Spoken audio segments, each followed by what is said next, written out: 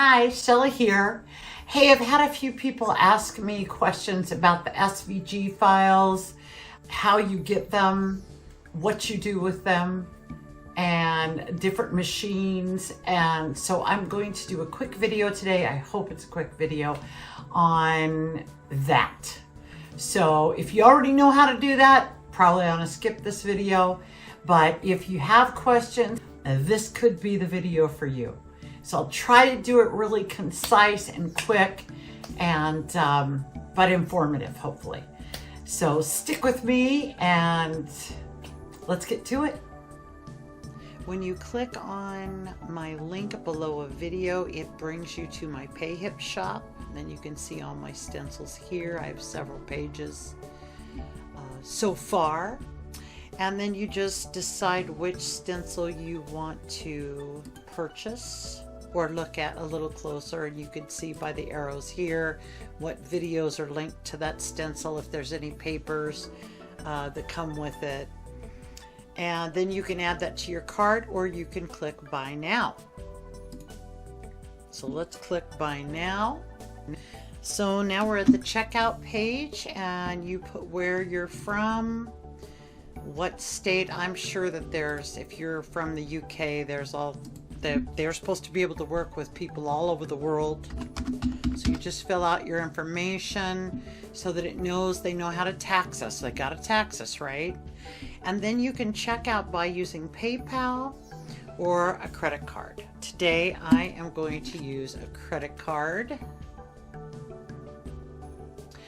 Then once you click the Pay Now button, it finishes your processing your purchase and then gives you this little pop-up box, and it will tell you that it has emailed a download page to your email. But you can also just go ahead and click on download and it'll throw it right up on your computer. I like to put mine up here on my desktop so that it's right there, and then I can move it around later if I want to, but I know where it is right now. You can do the thing with both files, and then once you're done here, you just close this. Now you're back into PayHip, and just close it like any other program or any other site, I should say. Then I just go jump into my email.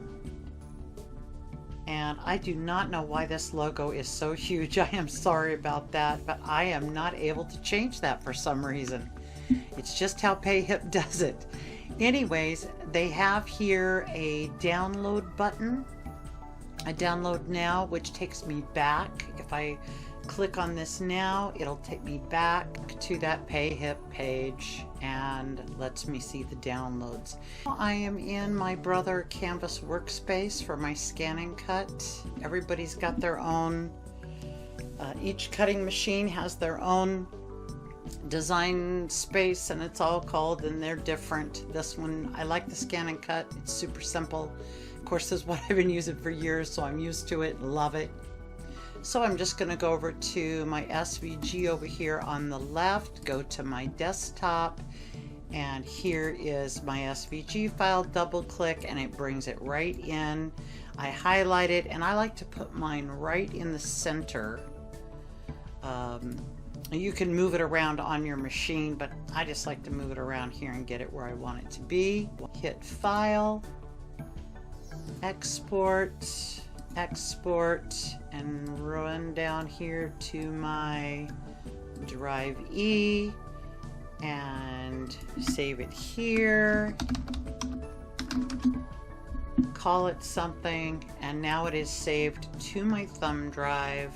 Now I can go cut it, take my thumb drive down to the studio and cut out my stencil. Okay, now we're ready to cut our stencil. I'm going to use my DX 125. That is my favorite of the machines because it has the auto blade and I don't have to mess around with trying to figure out what the depth of everything is. I have a 350 over there that I keep set up all the time and use it mostly just for cardstock. And then I have a design and cut back there on my laminator. because it was a great price, and but it takes a lot of shenanigans because you can't just put a thumb drive in and cut it. You have to go into Design Space and cut it. Anyway, so I don't use it very often. I probably should sell it. Anyway, so I've got my thumb drive in the side that I just brought down. I'm going to turn her on, open her up, and oops,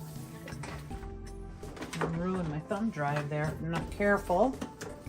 And I've got my mat ready, and I'm going to put my, these are the 4mm sheets that I bought from Amazon. I'm going to put those down, and my mat is not super sticky anymore. So my little trick to make sure I'm good to go is take a little bit of masking tape, and I just put that right at the top. If the mat was really bad, I will put some on the sides and the bottom to make sure I'm good to go. All right, and we have to say, get the carriage in the right position. Then I'm going to load my mat.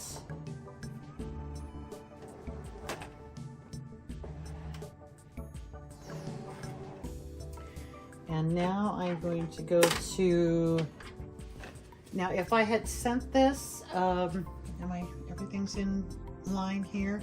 If I had sent this from my computer, I would do, from the internet, I would go into retrieve data, and then I would select from computer, or if you have the cord plugged into a device like your iPad or something, maybe you could hook it in with that.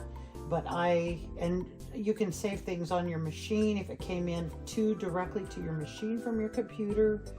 I don't know, I haven't used those in a long time. I just use the thumb drive. I'm no expert, man. Okay, and then you go find the file that you want to cut, and here's the one we just saved, and say okay.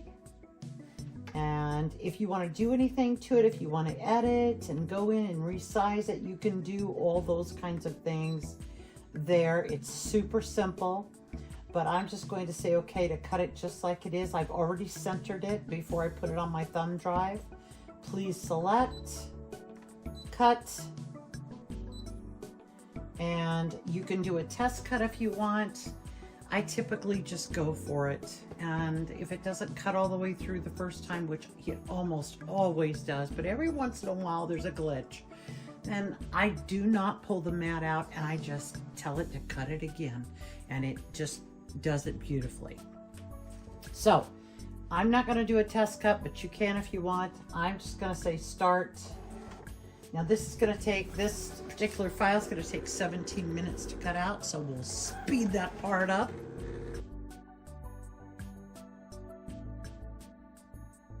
Let's see how she looks. Oh, she looks good. All right, so I'm going to go ahead and release it, or unload my mat, if you will. And I just turn this off, and then I can pull out my thumb drive after that, my flash drive. So I have my little fork and spoon holder here, old one that I don't use anymore. And what I like to do is I have a couple of different tools that I use on my stencils. I mostly use this really old Cricut spatula. I love it because it's super thin. I used to have a Cricut many years ago when it only took the cartridges. Anyway, so now what I like to do, but I use this one the most with the green one. And what I like to do is gently remove the masking tape.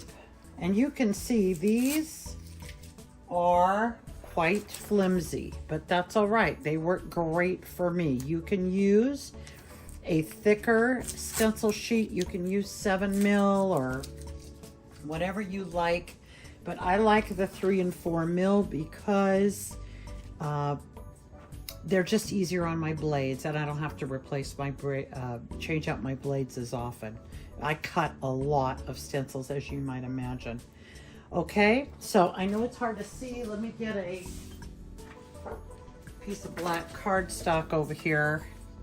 Makes it a little bit easier to see the stencil. You know, this is not as good as it would be on a piece of 7 or 10 mil from a stencil company that charges $10 for a 12 by 12 stencil, because you're getting 7 to 10 mil, a really thick, nice stencil, and they're cutting it with a laser. That's not what we're doing here. But for what I'm doing for my art, this is plenty, and this will last me for many, many years. Here's my move. I keep some dryer sheets, anti-static here, and because this is plastic and it makes these little pieces make a big mess in my studio, I like to wipe it down really quick with that sheet, and then I come in and slowly scrape, because I don't need to be gentle. I'm just going to use my big one. Now I try to stay away from the marks up at the top, the registration marks, because I don't want to mess those up, or else my mat won't load properly anymore. Okay? Once I get all that out, now I'm ready to put that away. Now I can lift my trash can up here, get my dryer sheets out, and bring everything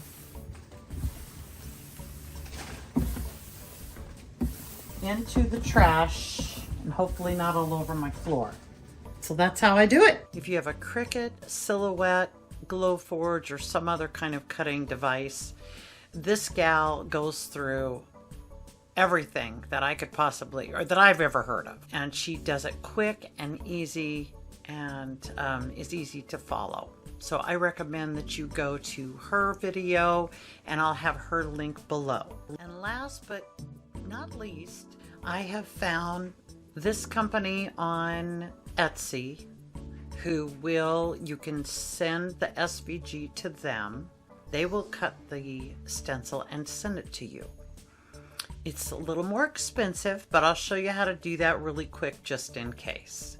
So what you do is go in and put the size that you want your stencil to be. This stencil is going to be a 12 by 12. I only want one of them. And notice up here it says that it's going to cost me $13.10, but it's on sale right now, and that ends April 8th. So the regular price looks like $15.41. Like I said, if you buy a regular stencil from a regular stencil company, 12 by 12 is going to cost you about anywhere from, I've seen them anywhere from $20 to $35. So still going to be a decent price. And it costs $4.63 to ship it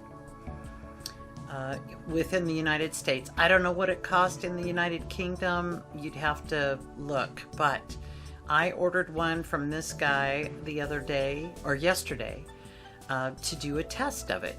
He said he could do it for that price, so he's going to ship me this stencil, and then I'll know for sure. I wish I could have waited, but I really wanted to get this out, and I don't know how long it's going to take to get here from Canada. Maybe I'll do an update or a comment after when I receive it. Anyway, so now what you do is you would add this to your cart. I don't want to buy another $20-something stencil, but so this stencil is going to be out of the good Mylar material, and I cannot remember what he said, how many mil he said that it was. I think it's one of the thicker ones. He gets great reviews. Look at 18,929 people have given him 5-star reviews. So I'm pretty sure it's going to come in great shape. Once the transaction is completed, I jump over to my email, and sure enough, Etsy sent me a receipt. Now the last step I needed to do was to send an email to DIYstencil@gmail.com, and you list the subject line, the order number, you attach the SVG file that you purchased from me. Then I said, hi, please cut the artwork to be 10.38 by 10.38 on a 12 by 12 stencil. Thank you. And they responded to me, we will proceed, and everything looks good. Well, I think that about answers all the questions that I've been asked, and I hope that was informative for you. If I left anything out, please feel free to leave me a comment down below and I'll get back to you. And I hope that you'll join me in my next video. Thanks, bye.